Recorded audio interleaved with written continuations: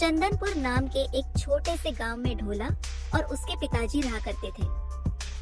ढोला एक बहुत ही भोला भाला और मासूम लड़का था। उसकी सादगी और नासमझी ऐसी थी कि गांव वाले उसका मजाक उड़ाया करते थे और उसे एकदम बेवकूफ बना दिया करते थे।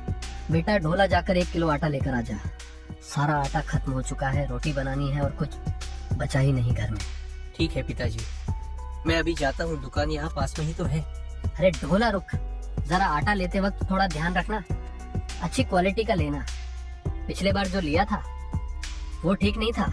ढोला आटा लेने चला जाता है। अर्जुन अपने दोस्त मोहन के साथ खड़ा होता है, तभी उसे ढोला आते हुए दिख जाता है। अरे वह देखो ढोला आ रहा है, अभी उसका बेवकूफ बनाते हैं। अरे ढोला कहाँ जा रहा है भाई? अर्जुन भाई, पिताजी ने कहा है कि 1 किलो आटा लेकर आना, तो मैं बस वही लेने जा रहा हूँ। अरे ढोला रुक जरा, तेरे पिताजी ने आटा नहीं चावल मांगे हैं, तूने शायद गलत समझा। अरे भाई, पिताजी ने तो साफ साफ आटा कहा था, मैंने खुद सुना था उनकी बात। अरे नहीं ढोला, तेरे पिताजी ने तुझे चावल मंगा है और तू चावल ही लेकर जा, वरना तो खामा खा तुझे फिर से बेवकूफ समझेंगे।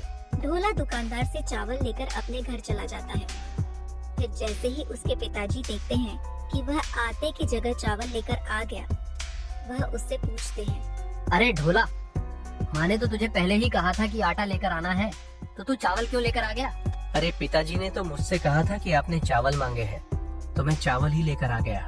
ढोला के पिताजी आकाश ढोलक को देखकर बहुत ही दुखी होते थे, क्योंकि वह बिल्कुल भी समझदार नहीं था। कुछ समय बाद पूरे गांव में भयानक सूखा पड़ जाता है।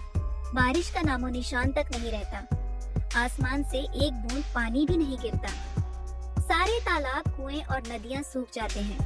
पेड़ पौधे मुरझा जाते हैं और खेत बंजर हो जाते हैं। गांव के सभी लोग पानी के लिए तरसने लगते हैं। प्यास से उनकी हालत खराब होने लगती है।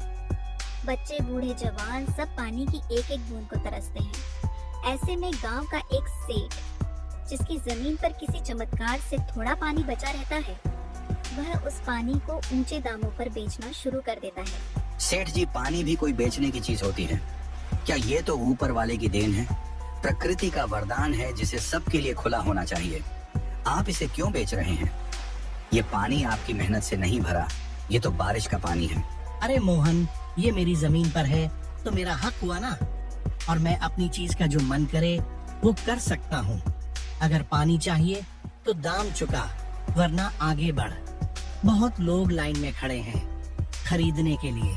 सेठ जी, ये सब सूखा पड़ने की वजह से हो रहा है। अगर कुएं, तालाब और नदियां भरी होती तो कोई आपसे पानी क्यों खरीदता? आपने हमेशा अपने फायदे के बारे में सोचा, गांव की भलाई के लिए कभी कुछ नहीं किया। लेकिन याद रखिए, ऊपर वाला सब देख रहा है। देख मोहन, मुझे ज्ञान मत दे। ये दुनिया पैसा समझती है, भावनाओं से कोई पेट नहीं भरता। मैं धंधा कर रहा हूँ। मोहन सेठ से एक घड़ा पानी लेकर चला जाता है। अरे बेटा ढोला जा, सेठ जी के यहाँ से पानी लेकर आ। जब तक पानी नहीं आएगा तब तक खाना नहीं बनेगा। लेकिन पिताजी, सेठ जी बहुत महंगा पानी बेच रहे हैं, हमारे पास पैसे भी ज्यादा नहीं है।